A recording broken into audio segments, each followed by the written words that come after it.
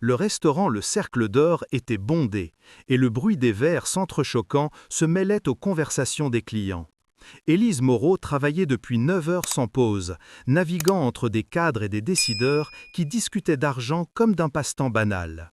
Dans cet endroit, sourire faisait partie du métier et feindre l'intérêt était une exigence du service. « Je veux le meilleur conseil financier de la maison », lança un homme sans détacher les yeux de son téléphone, « et apportez-le avec de l'eau pétillante, s'il vous plaît. » Élise l'observa un instant, son stylo suspendu au-dessus de son carnet. « Désolé, monsieur, je ne pense pas que cela figure au menu », répondit-elle avec une courtoisie professionnelle.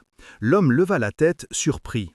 Ce n'était pas la serveuse timide ou docile qu'il s'attendait à voir, mais une jeune femme aux yeux verts assurés, avec un calme déconcertant. Elle le regarda sans crainte, juste avec une patience calculée. « C'était une plaisanterie », répliqua-t-il en posant sa carte Platinum sur la table. « Mais puisque vous en parlez, où investiriez-vous 1 million d'euros aujourd'hui ?» Élise cligna des yeux, incrédule. Elle avait entendu parler de cet homme, Antoine Duval, 35 ans, le génie des finances qui avait transformé une petite start-up en Duval Investissement, l'une des plus puissantes corporations du pays. Connu pour son esprit brillant et son ego encore plus grand. On disait qu'il aimait tester les gens pour s'amuser. Elle soutint son regard. « Je diversifierai. 35% dans des fonds sur les marchés émergents axés sur l'énergie renouvelable. 25% dans des actions de valeur à moyen terme sous-évaluées par la récente correction boursière. 25% dans des obligations locales pour des avantages fiscaux et 15% en liquidité pour des opportunités imprévues. » Le sourire confiant d'Antoine se figea un moment. Il posa son téléphone sur la table. « C'était plutôt précis. Vous avez appris ça où ?»« Non, monsieur, c'est juste une opinion. Maintenant, que désirez-vous vraiment commander ?» Élise garda un ton neutre, même si elle sentait qu'il la scrutait. « Attendez, dit-il soudain en se penchant en avant. Expliquez-moi pour les marchés émergents. » Elle jeta un œil autour d'elle, consciente des autres clients qui attendaient. « J'ai d'autres tables à servir. »« Ils peuvent patienter. Votre raisonnement m'intrigue. Asseyez-vous. 5 minutes. Je vous dédommagerai. »« Je pourrais perdre mon emploi, avertit-elle. Antoine fit signe au maître d'hôtel. « Philippe, je vais discuter un instant avec votre serveuse. Un problème ?»« Bien sûr que non, monsieur Duval, » répondit le maître d'hôtel presque tremblant. « Prenez tout le temps nécessaire. » Élise soupira et s'assit avec malaise. « C'est inapproprié. » « Votre réponse l'était aussi, et fascinante, » dit Antoine sans détourner le regard. « D'où vient cette connaissance ?»« Économie, finance. » Elle ajusta les couverts devant elle, évitant son regard. « Quelque chose comme ça. Avez-vous étudié à l'université ? Peu importe, vous avez posé une question, j'ai répondu. » Antoine rit brièvement. « Vous avez raison, vous m'avez pris en flagrant délit d'arrogance, mais maintenant, je veux vraiment savoir pourquoi l'énergie renouvelable et les marchés émergents. » Élise inspira profondément avant de répondre. « Parce que les marchés traditionnels sont saturés. Trop d'investissements chassent les mêmes opportunités écologiques, créant des bulles artificielles. En revanche, les pays en développement ont plus de potentiel de croissance et ont besoin d'investissements en infrastructures. Leur gouvernement offre des incitations fiscales, ce qui améliore le rendement d'au moins 5% par an. » Antoine l'observa avec une réelle surprise. Ce n'était pas du savoir de débutant. « C'est une analyse solide, » murmura-t-il. « Ça ne ressemble pas à ce qu'on apprend en servant des tables. »« Peut-être que certains d'entre nous en savent plus qu'ils n'y paraissent, » répondit-elle en se levant. « Désirez-vous commander ou était-ce juste un exercice mental ?» Il sourit avec curiosité. « Un filet mignon saignant avec des truffes à côté. Et votre nom ?»« Élise Moreau. » « Parfait, merci Élise. » Elle hocha la tête et s'éloigna, ignorant la sensation de son regard la suivant. Antoine Duval, l'homme qui gérait des millions d'un appel, ne pouvait détacher ses yeux d'une serveuse. Il y avait quelque chose de différent en elle, sa sérénité, la façon dont elle l'affrontait sans peur. Tandis qu'il la voyait servir une autre table, il prit son téléphone et envoya un message codé. Besoin d'une vérification immédiate. Élise Moreau travaille au Cercle d'Or. Priorité haute. La réponse arriva en seconde. En cours, rapport préliminaire. Le matin suivant, Élise revint avec son eau pétillante. « Votre plat sera prêt bientôt, monsieur Duval. »« Antoine, » corrigea-t-il. « Et merci, Élise. » Elle parut surprise par la politesse, mais se contenta de hocher la tête avant de partir. Pendant le reste du dîner, Antoine toucha à peine à son assiette.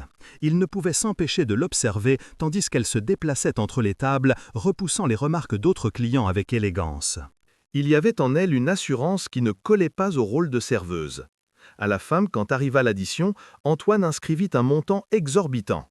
Élise ouvrit le dossier et manqua s'étouffer. « Ça, c'est trop !»« Considérez ça comme des honoraires pour votre conseil financier, » dit-il en se levant. « Franchement, c'était mieux que ce que j'entends de la moitié de mon équipe. »« Je ne peux pas accepter ça. »« Vous le pouvez et vous le ferez, » répondit-il d'un ton ferme mais gentil. « Et j'aimerais poursuivre cette conversation, professionnellement.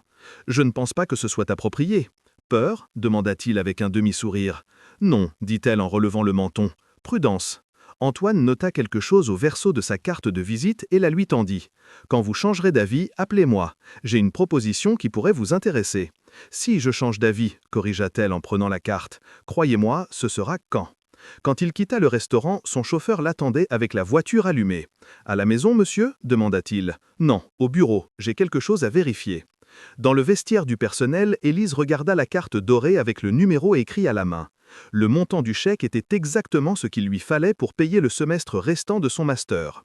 Une coïncidence? Elle n'y croyait pas. « Tout va bien, Élise » demanda Sophie Laurent, sa collègue. « Oui, juste un client bizarre. »« Le milliardaire qui t'a monopolisé toute la soirée, Roméo et Juliette revisités ?»« Rien de ça, » répondit Élise en rangeant la carte. « Il a juste demandé un conseil financier. » Sophie éclata de rire. « Et tu lui as donné ?»« Oui, et il semble que ça n'est pas plus que ma voix ne tremble pas. » Des heures plus tard, en sortant du restaurant, la nuit à Paris était fraîche et calme.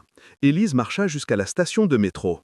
L'air sentait la pluie, et dans sa tête, les mots de l'entrepreneur résonnaient encore. Peut-être en avait-elle trop dit, peut-être avait-elle attiré l'attention qu'il ne fallait pas. Son portable vibra. Un message de la banque. Sa demande d'aide financière avait été refusée. Son cœur se serra. Sans cette aide, elle ne pourrait pas continuer le semestre ni payer le loyer. Elle regarda la carte à nouveau. Antoine Duval, numéro privé.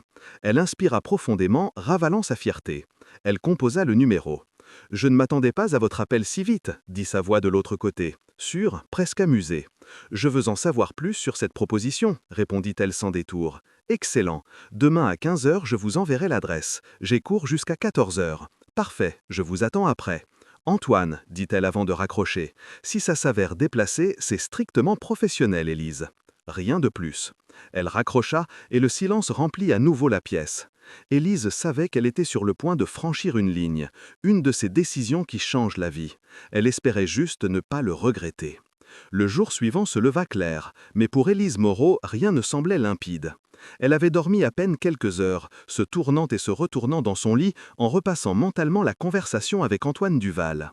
Elle savait qu'accepter cette invitation pouvait transformer son existence, mais aussi la plonger à nouveau dans un passé qu'elle avait juré d'enterrer.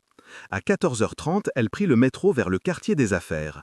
Elle portait une chemise blanche bien repassée, une jupe noire et des chaussures plates. Ce n'était pas une tenue chic, mais au moins elle se sentait présentable. Dans son sac, la carte dorée d'Antoine pesait 1 tonne.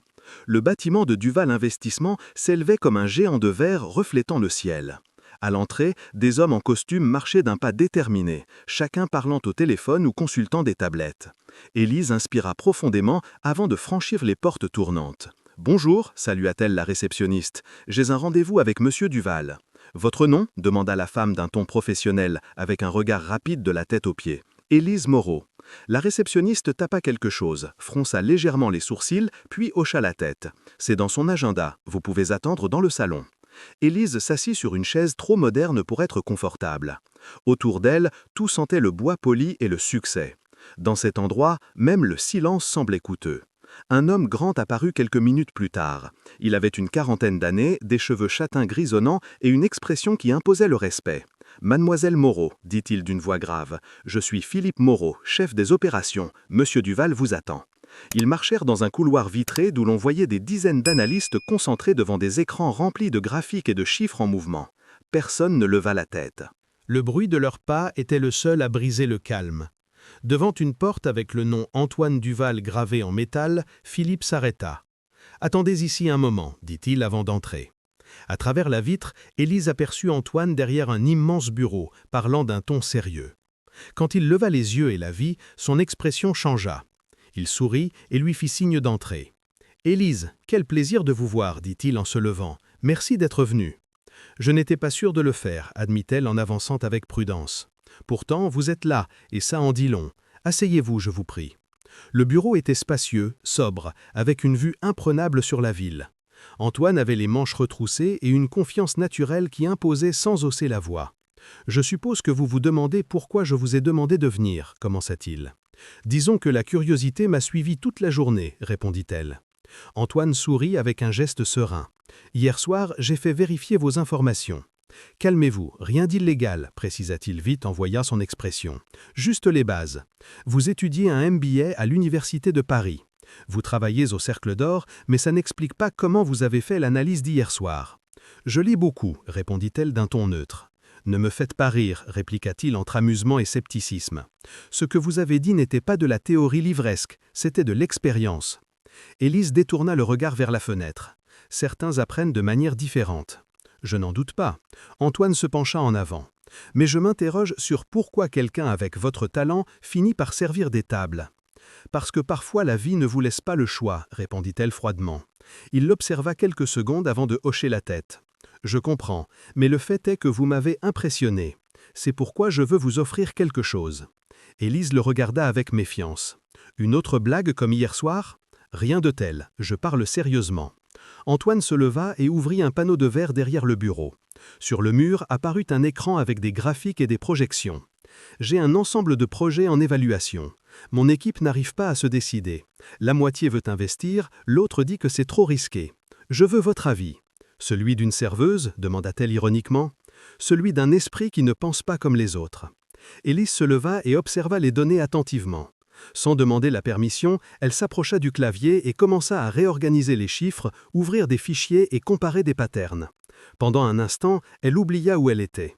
Elle se sentait à nouveau dans son élément. « Ces 4 projets sont viables, dit-elle enfin. Mais cela, pointa-t-elle l'écran, montre des signes de manipulation. » Manipulation ?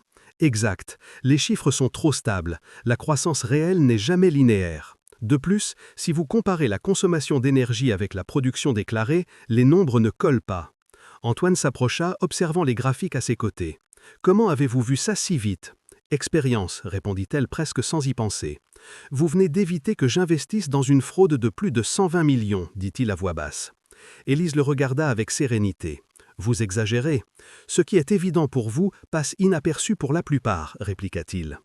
Il y eut un bref silence. Antoine rangea la télécommande, croisa les bras et la fixa. « Je ne veux pas que vous retourniez au restaurant. Je veux que vous travailliez avec moi. Contrat exclusif, confidentiel, avec votre propre espace. » « Je ne peux pas accepter ça sans y réfléchir, dit-elle en reculant d'un pas. « Pourquoi pas? Parce que vous ne savez pas qui je suis vraiment. Précisément pour ça que vous m'intéresse, répondit-il. J'aime découvrir ce que les autres ne voient pas. » Élise rit brièvement, nerveusement. Ça ressemble plus à une menace qu'à un compliment. Appelez ça une curiosité professionnelle. Je ne peux pas travailler pour une entreprise financière. Pourquoi pas? Antoine fronça les sourcils. Pourquoi? C'est compliqué. Alors simplifiez. Son ton devint sérieux. Si ce qui vous inquiète est de rester anonyme, je peux le garantir. Vous pouvez utiliser un pseudonyme, travailler à distance, vous n'apparaîtrez dans aucun registre. Elle l'observa en silence, essayant de déchiffrer s'il était sincère. Vous feriez ça pour quelqu'un que vous connaissez depuis un jour, pour quelqu'un qui m'a fait gagner des millions en 5 minutes. Oui. Élise baissa les yeux. Cet homme avait un mélange dangereux d'intelligence et de pouvoir. Si elle acceptait, sa vie changerait, mais si elle refusait, elle resterait piégée dans le même cercle de factures impayées et d'opportunités manquées. « J'ai besoin d'y penser, dit-elle enfin. « Prenez la journée, répondit-il calmement. « Mais je sais que vous direz oui. » Élise sourit à peine. « Si je le fais, ce sera selon mes conditions. »« Parfait, répondit Antoine. « Envoyez-moi la liste. » Quand elle sortit du bâtiment, le soleil commençait à se cacher derrière les gratte-ciel. Elle marcha lentement, son sac serré contre sa poitrine. Dans sa tête résonnaient les mots d'Antoine. Parfois, les opportunités se déguisent en plaisanterie. Elle ne savait pas si elle était sur le point de faire le pas le plus courageux de sa vie ou de commettre la même erreur qui, des années plus tôt, l'avait obligée à recommencer de zéro. 2 jours plus tard, Élise Moreau entra à nouveau dans le bâtiment de Duval Investissement, cette fois avec une décision prise et une détermination qu'elle n'avait pas ressentie depuis longtemps. Elle avait passé le week-end à réfléchir à l'offre d'Antoine Duval, et bien qu'elle sache qu'accepter signifiait retourner dans le monde dont elle avait fui, c'était aussi sa seule chance de récupérer ce qu'elle avait perdu. La réceptionniste leva à peine les yeux en la voyant arriver. « Monsieur Duval vous attend dans son bureau », dit-elle d'un ton plus aimable que la première fois. L'ascenseur monta en silence. Élise se regarda dans le reflet des portes. Chemise basique, jupe sombre, cheveux attachés. Elle ne ressemblait plus à une serveuse. Pour la première fois depuis longtemps, elle ressemblait à ce qu'elle était vraiment. Une analyste financière, même si elle devait encore le cacher. Quand les portes s'ouvrirent, Antoine l'attendait déjà. « Je savais que vous reviendriez », dit-il avec un sourire retenu. « Vous ne me connaissez pas tant que ça », répliqua-t-elle en croisant les bras. « Assez pour savoir que vous ne supportez pas de laisser un puzzle inachevé. » Élise rit brièvement puis soupira. « J'accepte, mais sous 3 conditions. Travail à distance, contrat confidentiel et contrôle total sur les analyses que je fais. » « Marché conclu, » dit Antoine sans hésiter. « Vous signerez sous le nom d'Émilie Simon. Personne ne saura que vous existez en dehors de ce pseudonyme. Et si quelqu'un demande après vous, vous êtes une consultante externe basée à Lyon. J'ai inventé ce détail pour brouiller les pistes des curieux. » Elle hocha la tête. « Parfait, alors commençons. » Antoine tendit une enveloppe avec les documents du contrat. « Tout est en ordre. Lisez-le calmement et si vous êtes d'accord, on signe maintenant. » Élise le lut attentivement. Les clauses étaient précises, sans piège apparent. Quand elle termina, elle prit le stylo et signa avec son nouveau nom. « Bienvenue dans l'équipe, Émilie Simon », dit Antoine en lui serrant la main. Ce geste fut bref, mais significatif. Tous deux savaient qu'ils entraient en terrain délicat. Au cours des semaines suivantes, Élise travailla depuis son petit appartement, connecté directement au système de l'entreprise. Elle recevait des fichiers codés et renvoyait des rapports avec des observations précises. Aucun employé ne savait qui était vraiment la consultante qui corrigeait des erreurs qu'il ne remarquait même pas. De temps en temps, Antoine l'appelait pour des réunions privées, parfois par visioconférence, d'autres fois, il l'invitait aux étages exécutifs quand il fallait discuter d'affaires sensibles. Les conversations étaient longues, techniques au début, mais avec le temps, elles devinrent plus personnelles. Une après-midi, il l'attendit dans une salle de réunion vide. « Vos analyses des 2 dernières semaines ont été impeccables », dit-il en fermant son ordinateur portable. « Vous avez détecté 4 fraudes potentielles et évité une perte colossale. » « C'est ce que vous m'avez demandé », répondit Élise en baissant les yeux. « Pas plus que ce que vous m'avez demandé. Toute mon équipe se demande qui vous êtes. Alors, vous avez bien gardé le secret. » Antoine s'appuya sur la table, la regardant attentivement. « Je n'arrête pas de penser à quelque chose. » Il fit une pause. « Personne ne développe ce niveau d'intuition sans des années d'expérience. Dans quoi travaillez-vous avant le restaurant ?» Élise se raidit. Elle s'attendait à cette question, mais pas si tôt. « Disons que j'avais un poste similaire en finance. Oui, mais je préfère ne pas en parler. » Il l'observa, notant le changement dans sa voix. « Il s'est passé quelque chose ? Je dirais que j'ai décidé de recommencer à zéro. » Elle détourna le regard vers la fenêtre. « Parfois, c'est la seule façon d'avancer. » Antoine hocha la tête lentement. « Je n'insisterai pas, mais sachez que vous pouvez me faire confiance. » Élise le regarda un instant, cherchant des signes de manipulation, mais elle ne trouva que de la sincérité. Pourtant, la méfiance était une vieille compagne. Les jours passèrent. Antoine lui assigna un nouveau projet, analyser une entreprise technologique appelée Innovatech Systems, intéressée par une fusion avec Duval Investissement. Selon les rapports, c'était une opportunité unique, mais pour Élise, les chiffres racontaient une autre histoire. En examinant les rapports, elle nota un détail étrange. Les bilans semblaient copiés d'une autre période avec les mêmes variations exactes. Elle ouvrit les bases de données et trouva des incohérences dans les enregistrements d'utilisateurs, comme si quelqu'un avait gonflé les données. Elle demanda une réunion urgente avec Antoine. « Il y a un problème », dit-elle dès qu'il entra. « Innovatech n'est pas ce qu'elle paraît. » « À quoi vous référez-vous ? » Il falsifie des chiffres. Les rapports d'activité ne correspondent pas aux enregistrements réels et il y a des indices qu'ils utilisent des sociétés fantômes pour déplacer du capital. Antoine fronça les sourcils et s'approcha. « Vous êtes sûr ? Complètement. Si vous conclurez l'affaire, vous perdrez des millions. » Il resta silencieux, observant les graphiques qu'elle lui montrait. « Mon équipe a analysé ça 3 fois et n'a rien vu de suspect. » Parce qu'ils regardent la surface, les fraudes se cachent dans les détails, répondit Élise calmement. Antoine sourit, incrédule. Incroyable! Je ne sais pas si vous êtes la meilleure analyste que j'ai connue ou le pire cauchemar de mes concurrents. Elle haussa les épaules. Je fais juste mon travail. Cette même nuit, Antoine convoqua une réunion avec son équipe dirigeante. Philippe Moreau, le chef des opérations, était là avec les principaux analystes. Élise resta à un bout de la salle, observant depuis l'ombre tandis qu'Antoine présentait ses découvertes. La consultante externe a détecté des irrégularités graves, annonça-t-il. Philippe haussa un sourcil. La consultante, répéta-t-il avec un ton chargé de suspicion, cette femme mystérieuse qui travaille en secret. Antoine l'ignora. Grâce à son examen, nous évitons une perte majeure, et désormais, ces rapports auront la priorité. Le murmure dans la salle fut immédiat. Certains analystes échangèrent des regards agacés. Philippe croisa les bras. Avec tout le respect, monsieur Duval, nous ne savons pas qui est cette personne, ni sa formation, ni son identité. Et si elle filtrait des informations? L'atmosphère se tendit. Antoine le regarda avec sérénité, mais sa voix fut ferme. Je lui fais confiance, et ça suffit. Élise ressentit un mélange de soulagement et de crainte.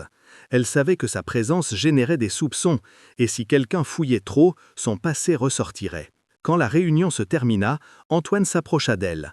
« Ne les laissez pas vous atteindre, lui dit-il à voix basse. Les résultats parlent pour vous. Ce qu'ils pensent ne m'inquiète pas. Ce qu'ils pourraient découvrir, oui, murmura-t-elle. Quelque chose que je devrais savoir, demanda-t-il en la regardant de près. Pas pour l'instant. Antoine n'insista pas, mais cette même nuit, depuis son bureau, il ouvrit un dossier confidentiel et envoya un message à son enquêteur privé. Besoin d'un rapport complet sur Élise Moreau. Discrétion absolue. Pendant ce temps, dans son appartement, Élise examinait en silence les fichiers d'Innovatech. La lueur de l'écran illuminait son visage. Pour la première fois en 3 ans, elle ressentait le même vertige qu'avant sa chute. Elle savait qu'elle ne pouvait pas se cacher éternellement. Et le pire, c'est qu'Antoine Duval, l'homme qui l'avait sorti de l'anonymat, était aussi le plus proche de découvrir qui elle était vraiment. Et si vous, en regardant cette histoire, vous imaginiez être à la place d'Élise, quel conseil financier donneriez-vous à un milliardaire qui vous le demande par surprise? Partagez-le dans les commentaires et abonnez-vous pour plus d'histoires inspirantes qui montrent comment une simple réponse peut changer une vie. Qui sait, votre idée pourrait inspirer la prochaine vidéo. 2 semaines plus tard, Élise Moreau commençait à se sentir comme une rouage invisible de Duval-Orestissement. Elle travaillait depuis son petit appartement, connectée aux systèmes internes sous le pseudonyme d'Émilie Simon, envoyant des rapports précis qui arrivaient directement au courrier personnel d'Antoine Duval. Chaque livraison était revue seulement par lui, classée comme confidentielle. Bien qu'elle se soit promise de garder ses distances, petit à petit, ils se parlaient plus souvent.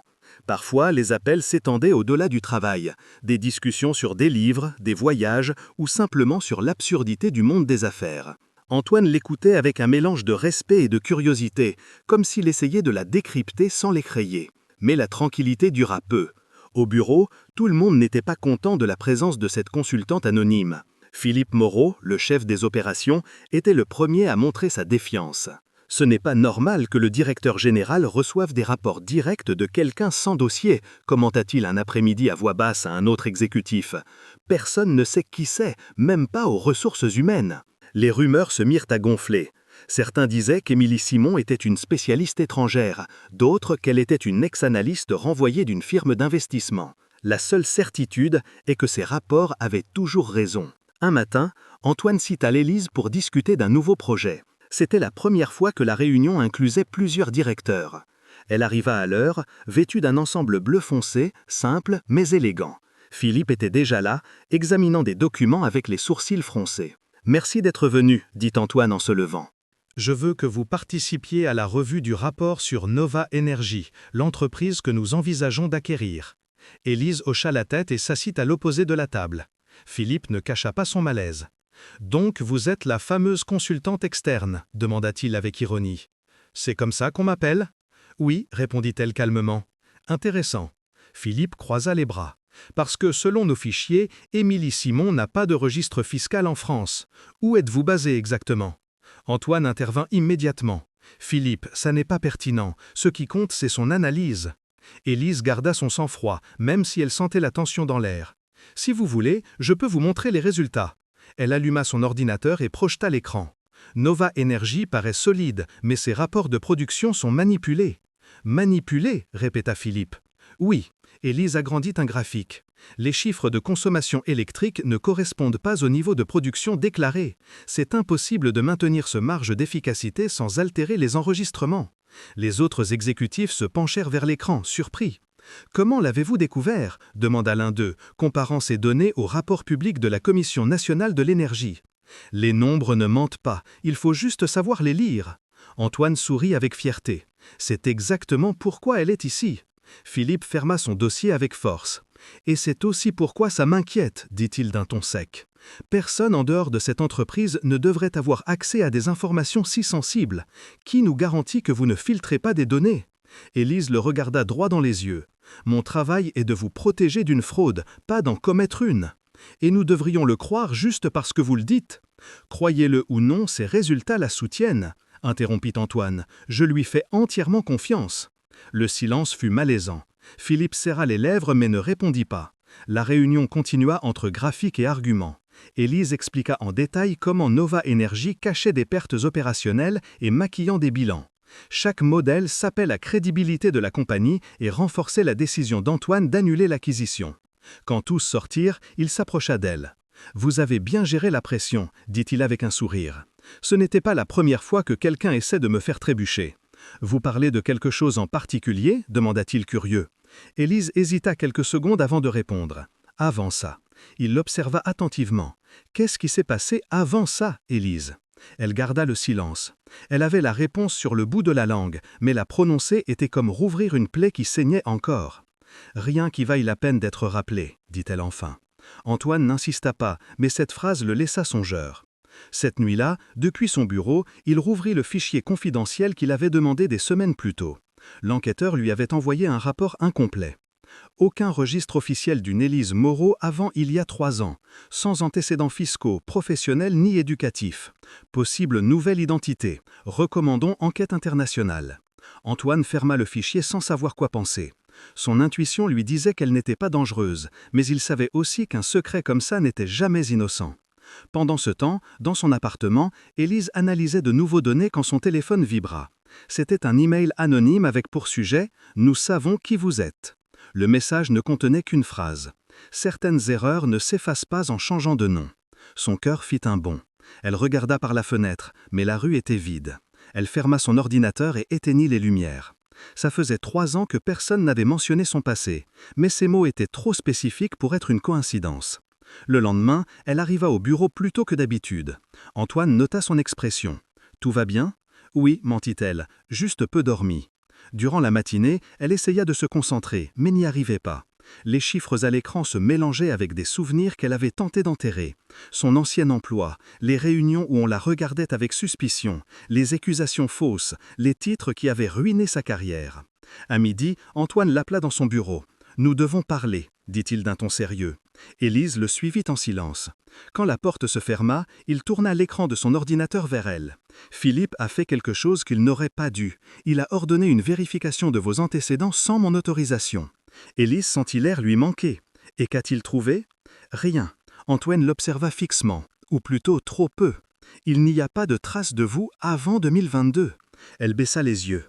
Elle savait que le moment était venu. « Puis-je l'expliquer » murmura-t-elle. « Faites-le. » Le silence s'étira quelques secondes. Enfin, Élise inspira profondément. « Je ne me suis pas toujours appelé comme ça. » Antoine ne dit rien. Il attendit. « Il y a 3 ans, je travaillais dans une firme d'investissements à Lyon. J'ai découvert une fraude interne et j'ai essayé de la dénoncer. Au lieu de m'écouter, ils m'ont accusé. Ils ont falsifié des documents et m'ont désigné comme responsable. Pour la presse, j'étais la coupable. J'ai perdu tout, mon travail, ma réputation, mon nom. Alors j'ai disparu. » Antoine l'observait sans cligner. « Et maintenant ? Maintenant je veux juste vivre en paix, mais quelqu'un sait que je suis de retour. » Il s'appuya sur le bureau, assimilant chaque mot. « Qui ? Je ne sais pas, mais j'ai reçu un message anonyme. Ce n'était pas un hasard. » Il y eut un long silence. Antoine s'approcha lentement. « Si quelqu'un essaie de vous nuire, je l'affronterai. Vous ne comprenez pas, Antoine, ces gens ne jouent pas fair-play. Moi non plus. » Sa voix sonna ferme. « Personne ne vous détruira à nouveau tant que vous êtes à mes côtés. » Élise le regarda, surprise par l'intensité de son ton. Pour la première fois depuis longtemps, elle ne se sentit pas seule. Mais au fond, elle savait qu'en lui disant la vérité, elle avait ouvert une porte qu'elle ne pourrait plus fermer. Et, de l'autre côté de cette porte, les ennemis qu'elle croyait avoir laissés derrière commençaient à se remuer à nouveau. Durant les jours suivants, Antoine Duval ne cessa de penser à ce qu'Élise Moreau lui avait confié. Chaque mot de cette conversation lui revenait en tête, mêlé à un doute constant. L'avait-il vraiment trahi ou cachait-elle quelque chose de pire ?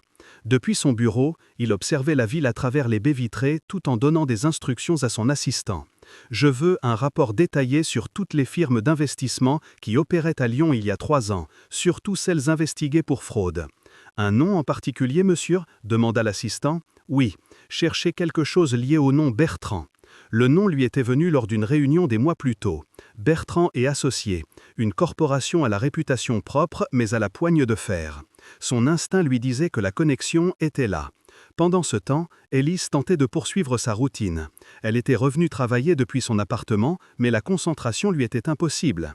Elle vérifiait sans cesse ses emails, s'attendant à un autre message anonyme. La peur la gardait alerte, comme si, à tout moment, quelqu'un allait frapper à sa porte.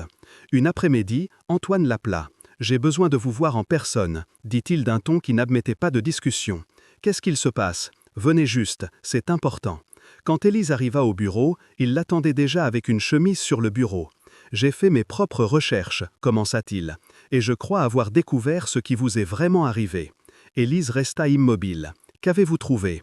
Antoine ouvrit la chemise et montra plusieurs documents imprimés, des coupures de presse, des rapports financiers et un nom répété encore et encore. Bertrand et Associés.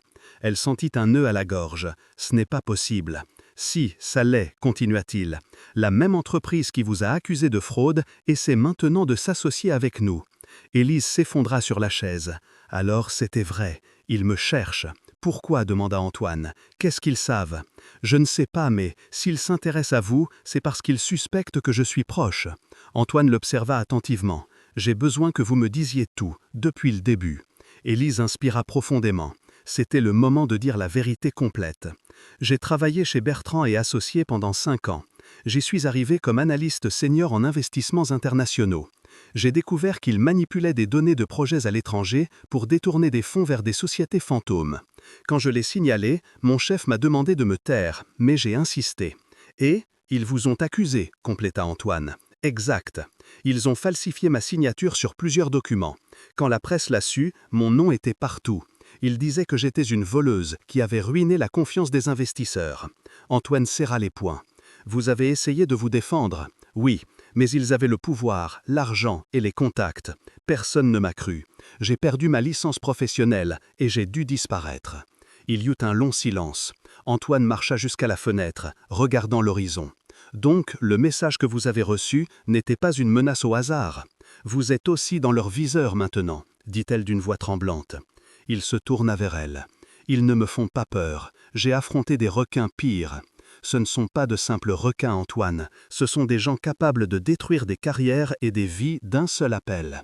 Alors nous ferons en sorte que ce soit leur dernier appel. Élise le regarda, incrédule. Qu'est-ce que vous comptez faire ? Prouver que vous disiez la vérité et les exposer. Elle secoua la tête. Vous ne pouvez pas les affronter. Vous ne savez pas de quoi ils sont capables. Je ne vais pas rester les bras croisés pendant qu'ils continuent à vous menacer. S'ils vous ont coulé une fois, ils ne le feront pas 2. Élise vit dans ses yeux quelque chose qui la désarma. De la conviction. Ce n'était pas de l'arrogance ni du défi, c'était une promesse silencieuse. « Et si tout tourne mal ?» demanda-t-elle. « Alors nous tombons ensemble », répondit-il sans hésiter. Les mots restèrent suspendus dans l'air. Élise voulut dire quelque chose mais ne put pas. Elle avait passé tant de temps à fuir qu'elle avait oublié ce que c'était d'avoir quelqu'un prêt à se battre pour elle. Les jours suivants, Antoine se mit à agir avec prudence. Il revit chaque contrat, chaque email et chaque mouvement de Bertrand et Associés. Il découvrit que l'un de ses contacts principaux en France était Philippe Moreau, son propre chef des opérations. Une après-midi, il l'appela dans son bureau. « Philippe, j'ai besoin de parler avec toi de la proposition de Bertrand. »« Bien sûr, monsieur, » répondit-il en s'asseyant. « Depuis quand es-tu en contact avec eux ?»« Depuis quelques mois, c'était une recommandation de la Chambre de commerce. »« Et tu savais que Bertrand a été enquêté pour fraude il y a 3 ans ?» Philippe fronça les sourcils. « Ce sont des rumeurs, rien n'a jamais été prouvé. Peut-être parce qu'ils ont effacé les preuves. » Philippe le regarda avec un mélange de surprise et de prudence. « Vous insinuez que l'entreprise avec laquelle nous négocions est corrompue ? Je ne l'insinue pas, je l'affirme. » Le chef des opérations resta silencieux quelques secondes, puis se leva lentement. « Avec tout le respect, monsieur Duval, vous commettez une erreur. Bertrand est associé à trop d'influence.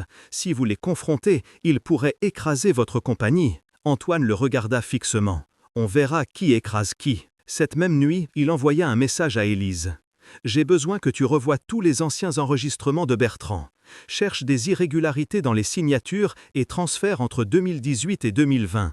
Utilise l'accès sécurisé. » Élise répondit immédiatement. « Compris, mais s'ils tracent ma connexion, ils sauront que je suis en vie. Je m'occupe de couvrir tes traces. » Elle passa la nuit entière à examiner les fichiers. Sur un vieux serveur, elle trouva une série de transferts suspects, tous signés digitalement par elle, ou du moins par son ancien nom. « Mon Dieu !» murmura-t-elle.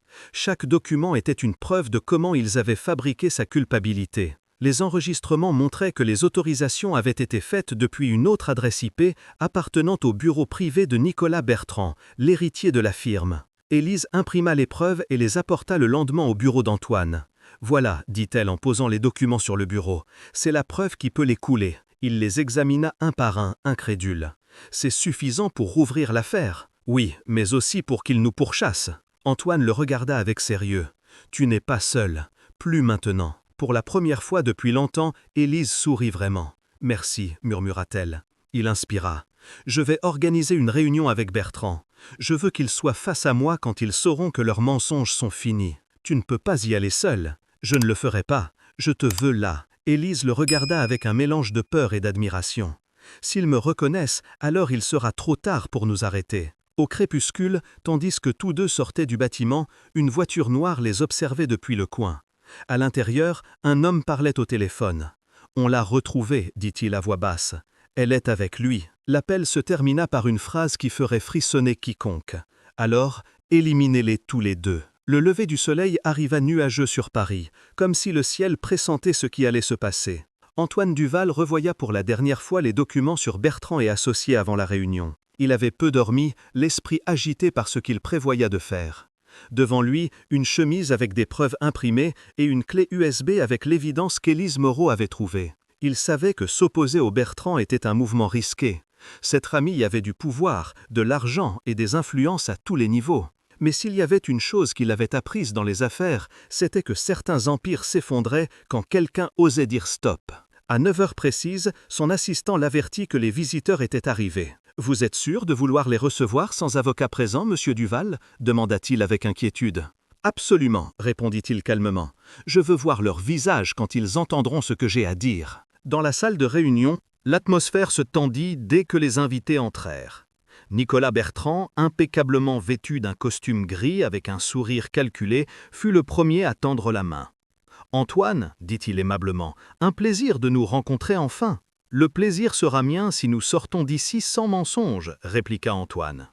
Derrière Nicolas, son père Julien Bertrand s'installa sur une chaise, observant tout avec le calme de celui qui se sait intouchable. « Toujours si direct, Duval, commenta-t-il. C'est une qualité que j'admire, même si parfois elle peut être dangereuse. » Antoine les regarda avec sérénité, mais au fond, il sentait le poids de ce qu'il allait révéler. « Je vous ai demandé cette réunion pour clarifier certaines choses sur votre proposition de collaboration, commença-t-il, et sur les méthodes de votre entreprise. » Nicolas sourit avec une courtoisie forcée. « J'espère qu'il n'y a pas de malentendu. Bertrand et associé a une réputation impeccable. »« Ça dépend à qui on demande, » dit Antoine en ouvrant la chemise et en glissant plusieurs documents sur la table. Julien Bertrand haussa un sourcil. « Qu'est-ce que c'est ?»« Des preuves, » répondit Antoine. « Transferts irréguliers, signatures falsifiées et documents manipulés, tout lié à votre bureau. » L'air sembla se figer. Nicolas feuilleta les pages avec un désintérêt fin, mais la tension dans sa mâchoire le trahit. « C'est ridicule, dit-il avec un sourire vide. Je ne sais pas d'où vous tirez ça, mais vous avez été mal informé. »« Je ne le crois pas, répliqua Antoine. La source est assez fiable. » À ce moment, la porte s'ouvrit et Élise Moreau entra d'un pas ferme. Elle portait un manteau sombre et une chemise dans les mains. Nicolas se leva, glacé. « Toi, murmura-t-il. »« Quelle surprise !» intervint Julien avec un sourire froid. « Je pensais que tu étais morte ou au moins disparue. » Élise soutint le regard. « J'ai disparu parce que vous m'y avez forcé. » Antoine l'observa en silence, la laissant parler. Ce n'était pas juste une réunion d'affaires, c'était un règlement de compte. « Il y a 3 ans, continua-t-elle, je travaillais pour vous. J'ai découvert vos opérations frauduleuses et vous m'avez accusé pour couvrir vos traces. Maintenant, j'ai des preuves de chaque transaction, de chaque signature et de chaque manipulation. Tu n'as pas idée de ce que tu fais, dit Nicolas en essayant de reprendre le contrôle. Au contraire, répondit Élise, je le sais parfaitement. Julien Bertrand rit sèchement. Ma chère Élise, ou quel que soit ton nom maintenant, personne ne croira une femme qui a falsifié sa propre identité pour se cacher. Antoine intervint. Peut-être pas elle, mais moi, on me croira. Le patriarche tourna lentement la tête vers lui. Vous prévoyez de nous affronter, Duval. Je prévois de vous exposer. Le silence qui suivit fut presque insupportable. Nicolas serra les poings. Et qui gagneriez-vous? Ruiner votre réputation, détruire votre entreprise, ça ne vous convient pas. Ce qui ne me convient pas, c'est de me taire, répliqua Antoine. Plus maintenant. Soudain, le ton dans la salle changea. Julien Bertrand se leva calmement et marcha vers lui. Vous êtes jeune, ambitieux. Je vous donne un conseil gratuit. Il y a des batailles qu'on gagne avec le silence. Vous ne voulez pas la prendre à la dure. Antoine le regarda sans ciller. J'ai déjà pris ma décision. Élise posa la clé USB sur la table. Voilà tout ce dont vous avez besoin pour vous souvenir de moi, dit-elle d'une voix ferme. Des copies de vos transferts illégaux, les signatures digitales que vous avez utilisées pour m'incriminer et les emails internes liant vos comptes à l'étranger. Julien l'observa avec un mélange de rage et d'admiration. Tu es plus courageuse que je ne pensais. Dommage que ça ne te serve pas à grand-chose. Nicolas se pencha en avant, la regardant avec un sourire sombre. Si tu crois que ça s'arrête ici, tu te trompes. Antoine fit un pas en avant. Si vous vous approchez d'elle à nouveau, toute la presse du pays le saura. Et croyez-moi, j'ai des amis avec beaucoup de pouvoir. Il y eut un silence lourd. Enfin, Julien hocha la tête avec un calme inquiétant. Très bien, monsieur Duval, vous avez clarifié votre position, mais rappelez-vous, chaque action a des conséquences. Quand ils sortirent de la salle, Élise respira pour la première fois en minutes. « Je n'arrive pas à croire que tu aies fait ça, dit-elle en marchant vite vers l'ascenseur. Qu'est-ce que tu attendais? Je n'allais pas laisser qu'il continue à te menacer. Tu t'es opposé au Bertrand, Antoine. Personne ne fait ça et s'en sort indemne. Alors ils devront s'habituer à ce que je sois le premier. » Dans le parking, Antoine ouvrit la porte de la voiture et attendit qu'elle monte. Mais avant de démarrer le moteur, il remarqua quelque chose. Il y avait une voiture noire garée au fond, La même qu'il avait vue plusieurs jours d'affilée près du bâtiment. « Reste ici, lui dit-il. Qu'est-ce qui se passe? Rien. Bien. » Il marcha vers le véhicule, mais celui-ci démarra avant qu'il ne puisse s'approcher. La plaque était fausse. De retour dans la voiture, Élise le regarda inquiète. « Qu'as-tu vu? » « Rien pour l'instant. » Cette nuit-là, Antoine ordonna de renforcer la sécurité dans son bâtiment et transféra une partie de ses opérations vers un site alternatif. Il savait que les Bertrand ne resteraient pas inertes. Pendant ce temps, dans un penthouse du centre financier, Nicolas Bertrand observait la ville depuis une baie vitrée tout en parlant au téléphone. « Non, il n'y a pas de preuves qu'ils puissent utiliser sans s'exposer eux-mêmes, disait-il froidement. Mais j'ai besoin que vous les surveilliez. Je veux savoir chaque pas qu'ils font. Entendu. Que faire s'ils bougent à nouveau l'information? Alors taisez-les. » Il raccrocha et se servit un whisky. Dans le reflet du verre, son visage montrait quelque chose entre haine et peur. De retour dans l'appartement d'Élise, l'atmosphère était différente. Elle ne pouvait pas dormir. Chaque bruit dans la rue lui semblait une menace. À minuit, on frappa à la porte. Élise se leva en sursaut. « Qui est-ce » demanda-t-elle d'une voix tremblante. « C'est moi » dit la voix d'Antoine de l'autre côté.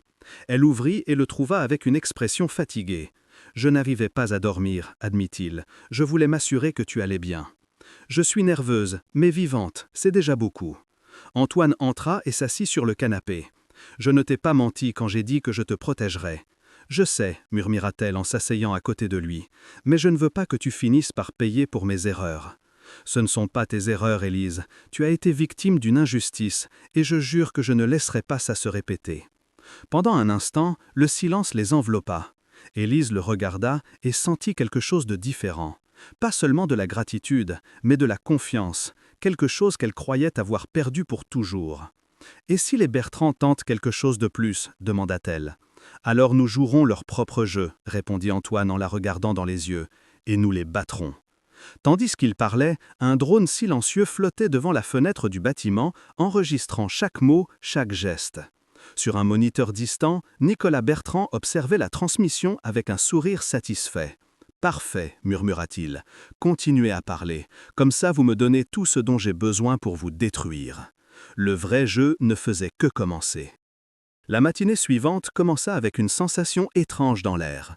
Antoine Duval arriva au bureau avant l'aube avec des cernes marquées et une tasse de café qui n'avait plus de goût. Depuis la réunion avec les Bertrand, il n'avait pas eu de repos. Il vérifiait chaque email, chaque accès au réseau interne. Quelque chose clochait. À peine alluma-t-il son ordinateur, une alerte clignota à l'écran. Accès non autorisé détecté sur le serveur central. Antoine se redressa. Le pouls accéléré, il tapa des commandes et traça la source. L'accès provenait d'une adresse à l'intérieur de son propre système, spécifiquement du bureau de Philippe Moreau. « Bon sang », murmura-t-il en prenant le téléphone. « Élise, j'ai besoin de te voir tout de suite. » Elle arriva 1 heure plus tard avec une expression inquiète. « Qu'est-ce qui s'est passé ? Nous avons une fuite. Quelqu'un à l'intérieur de l'entreprise partage des informations avec les Bertrand. Qui ? Philippe. Et si ce n'est pas lui directement, quelqu'un utilise son compte. » Élise resta muette quelques secondes. « Ça explique comment ils en savaient autant sur toi, même avant la réunion. » « Oui, hocha la tête Antoine. Et maintenant nous savons qu'ils nous surveillent. » Il lui raconta la voiture noire qu'il avait vue des jours plus tôt et le drone devant sa fenêtre. Élise pâlit. « Ils ont des ressources illimitées, dit-elle. Ils ne s'arrêteront pas avant de te détruire, et moi avec. » « Alors il faut les devancer, répondit Antoine avec détermination. Il alluma un moniteur supplémentaire et montra les fichiers de sécurité. J'ai installé un système qui enregistre chaque tentative d'accès externe. Si nous identifions l'adresse du serveur qu'ils utilisent, nous pourrons tracer la source et savoir ce qu'ils savent de nous. Et s'ils découvrent que nous les traçons, demanda Élise, ce sera trop tard. Pendant des heures, tous deux travaillèrent en silence, analysant chaque enregistrement, chaque signal, chaque ligne de code. À mi-après-midi, ils trouvèrent une piste, une connexion établie depuis un bâtiment au centre de la ville, propriété d'une filiale de Bertrand et Associés. « Les voilà », dit Antoine avec un mélange de soulagement et de fureur. « Ils nous observent depuis leur propre centre d'opération. » « Nous ne pouvons pas les dénoncer encore, avertit Élise. Si nous le faisons sans preuve solide, ils le nieront et nous coulerons pour diffamation. Alors, obtenons les preuves. » Cette nuit-là, depuis son appartement, Élise prépara un rapport technique avec tous les données du traçage, mais quelque chose l'inquiétait. Elle avait reçu un autre email sans expéditeur. « Nous vous avions prévenu. La prochaine fois, ce ne sera pas juste un message. » La peur serra à nouveau sa poitrine. Elle appela Antoine. « J'ai reçu une autre menace, dit-elle à voix basse. Qu'est-ce qu'il dit ? Que cette fois, ce sera personnel. » Antoine n'hésita pas. « J'arrive, ne bouge pas. » 1 demi-heure plus tard, il frappait à sa porte. Quand elle ouvrit, il l'étrayait sans un mot. « Calme-toi, ils ne te toucheront pas, promit-il. »« Tu ne comprends pas, Antoine, ce n'est pas seulement moi. S'ils continuent à fouiller, ils s'en prendront à toi, à ton entreprise. »« Qu'ils viennent alors, l'interrompit-il. Je n'ai rien à cacher. » Élise le regarda fixement. « Moi si, murmura-t-elle. » Le silence s'étendit. Puis, d'une voix brisée, elle ajouta. « Je ne t'ai pas dit toute la vérité. Quand je travaillais chez les Bertrand, il y avait une autre personne impliquée. »« Qui ? » ?»« Philippe Moreau. » Antoine se figea. « Mon chef des opérations. Il était consultant externe pour Bertrand avant que tu l'embauches. Il lui devait des faveurs, et quand ils m'ont incriminé, il a aidé à couvrir leurs traces. » Antoine se passa une main sur le front. « Ça explique tout, murmura-t-il. Les fuites, les coïncidences. Je suis désolé, je ne voulais pas te le dire avant. J'avais peur que tu ne me crois pas. »« Je te crois, répondit-il sincèrement. Mais maintenant, nous avons vraiment un ennemi à l'intérieur. » Il décida d'agir cette même nuit.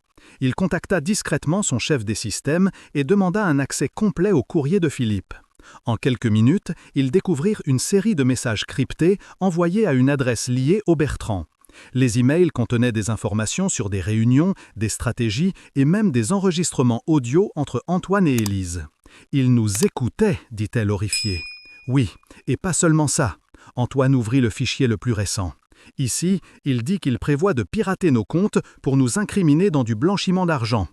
Élise s'appuya contre le mur. « Ils vont te faire la même chose qu'à moi. »« Non, cette fois, dit-il, en fermant l'ordinateur avec décision, nous allons inverser la donne. » Le lendemain, ils feignirent la normalité.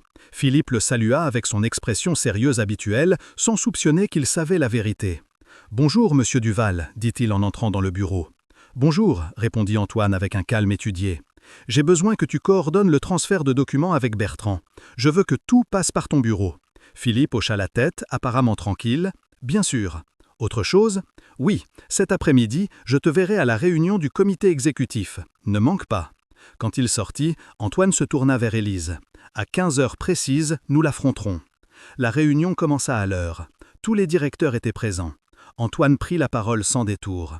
Aujourd'hui, nous parlons de loyauté, dit-il en allumant le projecteur, et de trahison. À l'écran apparut un graphique de connexion réseau suivi d'une série d'emails. Ce sont des communications entre notre serveur et une adresse liée à Bertrand et Associés. Le compte d'origine appartient à M. Philippe Moreau. Le silence fut total. Philippe se leva d'un bond. « C'est un mensonge, quelqu'un a utilisé mes identifiants !»« Non, Philippe, » répondit Antoine en sortant une clé USB de sa poche. « Cet enregistrement a été envoyé depuis ton ordinateur personnel. » Il lança l'audio où la voix de Philippe était reconnaissable. Duval ne soupçonne rien, mais s'il découvre pour Bertrand, nous avons un plan B, accuser la consultante. Comme la dernière fois. Tous les présents le regardèrent avec stupeur. Philippe pâlit. « C'est sorti de son contexte, balbutia-t-il. Vous ne savez pas avec qui vous vous mettez. » « Nous le savons parfaitement, intervint Élise en avançant. Nous nous mettons avec les mêmes qui m'ont détruite et maintenant avec leurs complices. Philippe la regarda comme s'il avait vu un fantôme. Toi? Impossible, je pensais que tu étais hors du pays. Je suis revenu pour en finir avec vous. Philippe tenta de sortir, mais 2 gardes de sécurité l'attendaient déjà à la porte. Antoine donna l'ordre d'une voix ferme. Escortez-le à la police, remettez aussi les preuves. Le chef des opérations fut emmené hors de la salle. Les autres exécutifs murmuraient en état de choc. Antoine éteignit le projecteur et se tourna vers eux. À partir d'aujourd'hui, Duval Investissement travaillera sous de nouvelles règles. Transparence totale et 0 tolérance pour la corruption. Quand tous se retirèrent, Élise s'approcha lentement. « Tu viens de déclarer la guerre, dit-elle à voix basse. « Je sais, répondit-il. Mais au moins, maintenant, nous savons qui est l'ennemi. » Cette nuit-là, les titres commencèrent à circuler. Directeur des opérations de Duval Investissement arrêté pour espionnage corporatif et liens avec Bertrand et Associés. Élise regarda l'écran de son téléphone avec un mélange de soulagement et de peur. Les Bertrand ne resteront pas immobiles. Nous non plus, répondit Antoine avec un regard déterminé. La prochaine manœuvre sera la nôtre. Au loin, dans un bureau sombre, Nicolas Bertrand voyait la nouvelle sur son ordinateur. Il serra les dents et frappa la table du poing. Duval veut jouer. Très bien. Voyons combien de temps il tiendra quand il perdra tout. Il leva le téléphone et composa un numéro. Préparez le plan C. Il est temps de salir le jeu. Et ainsi, tandis qu'Antoine et Élise croyaient avoir gagné une bataille, la vraie guerre ne faisait que commencer. Les premières 24 heures après l'arrestation de Philippe Moreau furent un chaos. Les médias ne parlaient que de ça. Scandale chez Duval Investissement, exécutif arrêté pour espionnage corporatif. Les caméras campaient devant le bâtiment, les téléphones sonnaient sans arrêt et les actions de l'entreprise commencèrent à chuter. Antoine Duval savait que les Bertrand étaient derrière la fuite médiatique. C'était leur style, attaquer la réputation avant l'économie. Mais ce qui l'inquiétait le plus n'était pas les headlines, mais ce qui pouvait suivre. Dans son bureau, il observait en silence les graphiques sur son écran. Chaque baisse en bourse était un coup direct à sa crédibilité. Derrière lui, Élise Moreau se tenait debout, essayant de masquer son anxiété. « Ne te reproche rien, dit-elle doucement. C'était inévitable. » « Non, c'était une manœuvre planifiée, répondit Antoine en tournant sa chaise. Il savait exactement quand frapper. Élise le regarda avec inquiétude. « Tu crois que Philippe a parlé ? Il n'a pas besoin de le faire, il leur a donné assez d'informations avant de tomber. Avec ça, ils peuvent fabriquer n'importe quelle histoire. » Antoine prit son portable et composa un numéro privé. « Oui, c'est Duval. J'ai besoin de savoir si Bertrand a bougé du capital hors du pays. » La voix de l'autre côté confirma ses soupçons. Ils le font depuis ce matin. Ils vident des comptes aux Bahamas et à Genève. Antoine raccrocha avec les sourcils froncés. Ils effacent leurs traces, et s'ils arrivent à me lier, tout ça finira avec moi sur le banc des accusés. Élise fit un pas vers lui. Alors nous devons les devancer encore une fois. Comment ? Demanda-t-il épuisé. Ils contrôlent déjà les médias, les contacts et même le récit. Peut-être que nous ne pouvons pas arrêter l'histoire, mais nous pouvons la changer. Elle posa sur le bureau une chemise avec les enregistrements qu'elle gardait encore. Ces fichiers montrent des transferts entre Bertrand et Associés et des comptes anonymes liés à un ex-ministre des Finances. Si nous les exposons, leur alliance politique s'effondre. Antoine la regarda incrédule. « D'où as-tu sorti ça ?» Je l'ai trouvé il y a des mois, mais je n'ai jamais osé l'utiliser. C'est dangereux. Antoine ouvrit la chemise. Les documents étaient accablants. Factures fausses, emails cryptés, signatures électroniques identiques à celles utilisées pour l'incriminer. Avec ça, nous les coulons, dit-il à voix basse. Ou nous coulons avec eux, répondit-elle sérieusement. Ils passèrent l'après-midi à revoir les données et à préparer un rapport confidentiel. Le plan était simple, livrer l'information directement à la procureure anticorruption avant que les Bertrand ne les atteignent. Pourtant, le risque était énorme. S'ils étaient interceptés, tout serait perdu. À 20h, quand le bâtiment se vida, Antoine prit les copies et les rangea dans une mallette. « Je sortirai par le parking souterrain, dit-il. Toi, reste ici. » « Pas question, répliqua Élise. Je ne te laisse pas seule. » Il tenta de protester, mais son regard suffit. Il savait que discuter avec elle était inutile. Ils descendirent ensemble par l'ascenseur privé.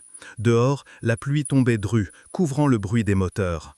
Antoine ouvrit la voiture et démarra. « Allons livrer tout ça. Après ça, pas de retour en arrière. Nous n'en avons pas besoin, dit Élise, avec un mélange de peur et de résolution. Ils avancèrent dans les rues vides jusqu'au centre.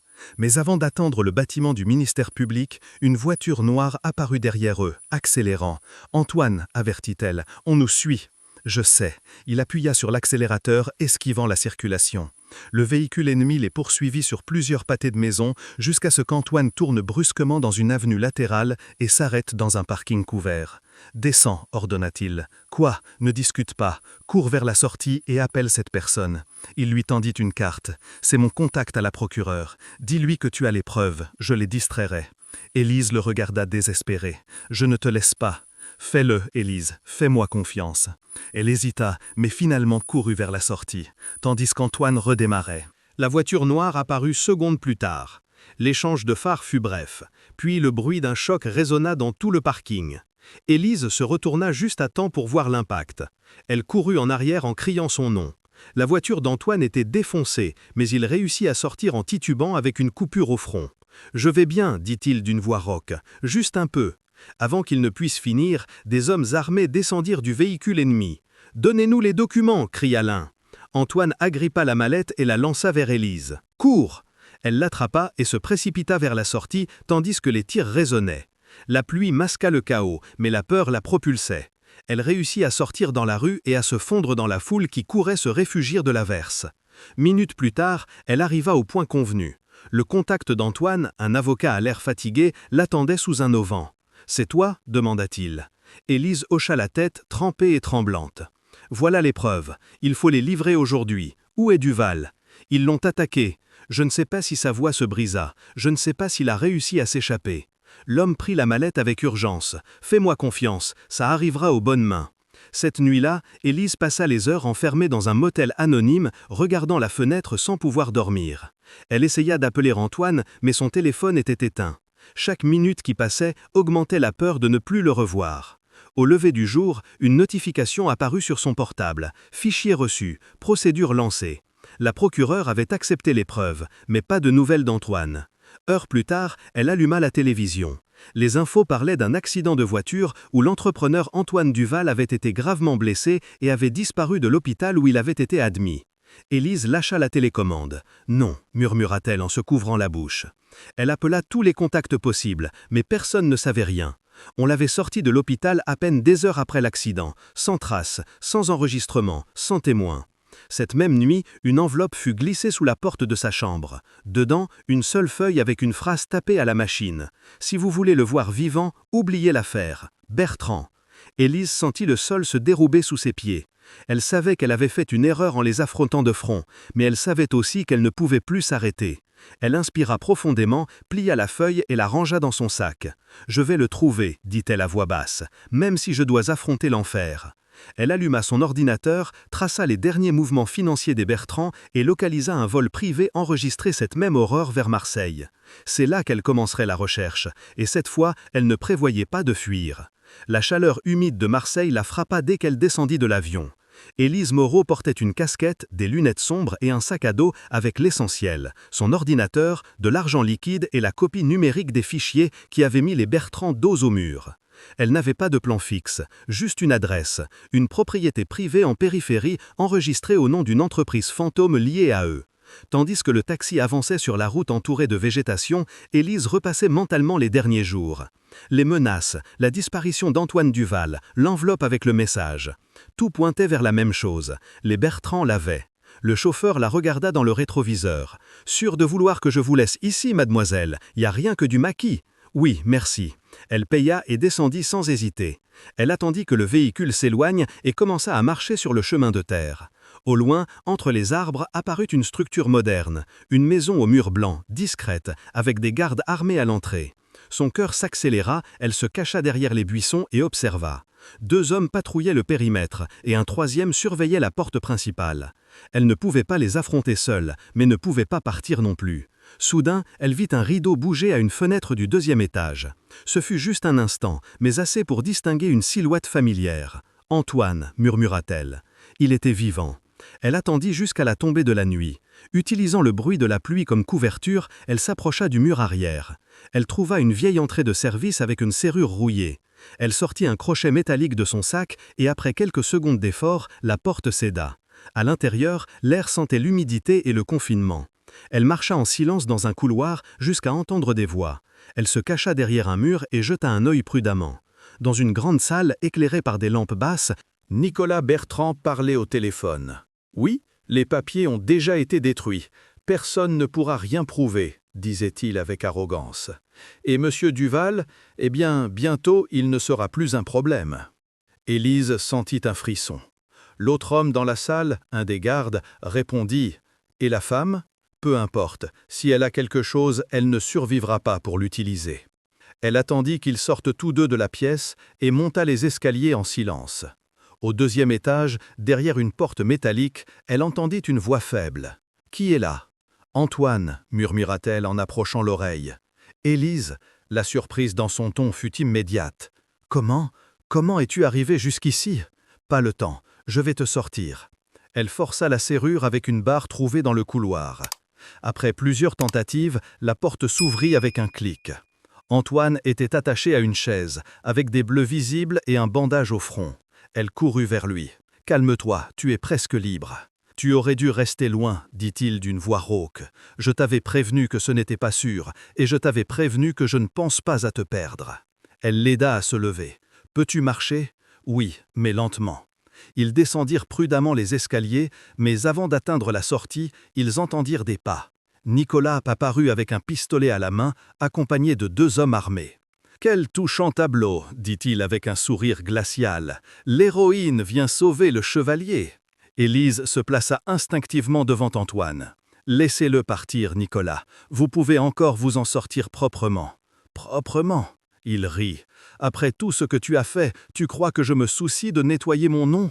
La seule chose que je veux, c'est te voir ruiné, comme cette fois-là. » Antoine éleva la voix. « Elle n'a rien ruiné, c'est toi qui as falsifié les preuves. » Nicolas pointa l'arme. « Et je le referai. » Élise serra les dents. « Alors, faisons ça à ta manière. » De son sac, elle sortit un petit appareil noir et le leva. « Transmission en direct, dit-elle. Tout ce que tu dis est enregistré et envoyé à la procureure. » Pour la première fois, le visage de Nicolas perdit ses couleurs. « Tu mens. Essaie pour voir. » Pendant quelques secondes, personne ne bougea. Puis Antoine, profitant de la distraction, poussa une table vers les gardes. Le bruit fut assourdissant. Élise le prit par le bras et ils coururent vers la porte arrière. Les tirs commencèrent à résonner derrière eux. Ils coururent sous la pluie, trébuchant dans la boue jusqu'à atteindre la route. Un véhicule tout-terrain était garé près de la chaussée. Antoine le démarra sans réfléchir. « Tu sais conduire ça ?» cria-t-elle en s'accrochant au siège. « J'apprends vite » répondit-il en accélérant. Au loin, les phares d'une autre voiture les suivaient. La poursuite traversa les champs obscurs jusqu'à ce qu'apparaisse soudain une patrouille bloquant la route. « Halte, police nationale !» crièrent les officiers. Antoine freina brutalement. Les gardes de Bertrand tentèrent de fuir dans la direction opposée, mais furent cernés. Un des agents s'approcha de la vitre. « Duval et Moreau ?» demanda-t-il. « Oui » répondit Antoine. « Appelez la procureure, nous avons tout ce dont ils ont besoin. » En quelques heures, la propriété fut perquisitionnée. La police confisqua ordinateurs, armes et documents. Nicolas et son père, Julien Bertrand, furent arrêtés avant l'aube. Les enregistrements obtenus par Élise, combinés aux fichiers précédents, suffirent à rouvrir tous les cas de corruption et de fraude. Des jours plus tard, les nouvelles diffusèrent les images, les Bertrand menottés, escortés par des agents fédéraux. L'innocence de l'ex-analyste Élise Moreau et de l'entrepreneur Antoine Duval est confirmée, eux qui ont collaboré avec les autorités pour démanteler un réseau de blanchissement d'argent à l'échelle nationale. À l'hôpital, tandis qu'on lui changeait ses bandages, Antoine sourit en la voyant entrer. « Nous l'avons fait », dit-il d'une voix fatiguée. « Pas toi », répondit-elle en s'asseyant à ses côtés. « Moi, j'ai juste fini ce qui a commencé il y a 3 ans. » Il prit sa main. « Tu as recommencé à croire en toi. C'est ce que nous avons vraiment gagné. » Élise le regarda avec tendresse. « Et toi, tu m'as fait croire que tout le pouvoir n'est pas utilisé pour détruire. » Le silence se remplit d'une paix qu'aucun n'avait connue depuis longtemps.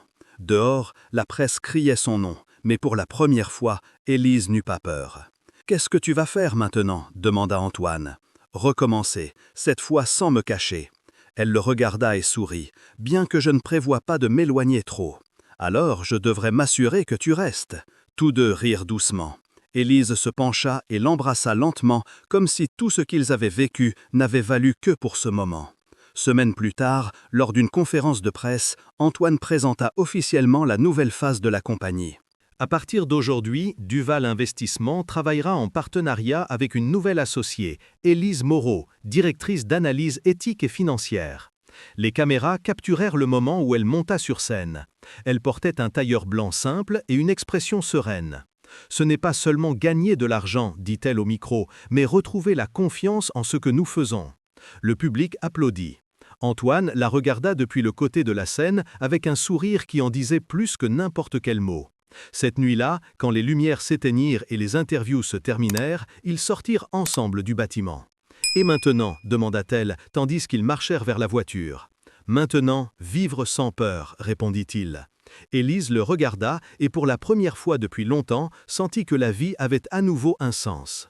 Le passé était derrière, les Bertrand étaient derrière les barreaux et l'avenir leur appartenait enfin. « Merci » dit-elle à voix basse. « Pourquoi ? Pour ne pas avoir abandonné ?» Antoine sourit et entremêla ses doigts aux siens. « Je ne sais pas abandonner, Élise, et encore moins avec toi à mes côtés. » Tandis que la voiture s'éloignait sur l'avenue illuminée, une nouvelle histoire commençait pour eux. Une histoire née du chaos, du courage et de la vérité. Si cette histoire vous a touché, abonnez-vous au canal pour ne pas manquer les prochaines. Imaginez, votre abonnement pourrait être le début d'une communauté où les vies changent grâce à des récits comme celui-ci. Dites-nous dans les commentaires ce que vous avez appris de cette vidéo, si elle vous a plu, et partagez vos propres histoires. Qui sait, la vôtre pourrait inspirer la suivante et toucher des milliers de cœurs.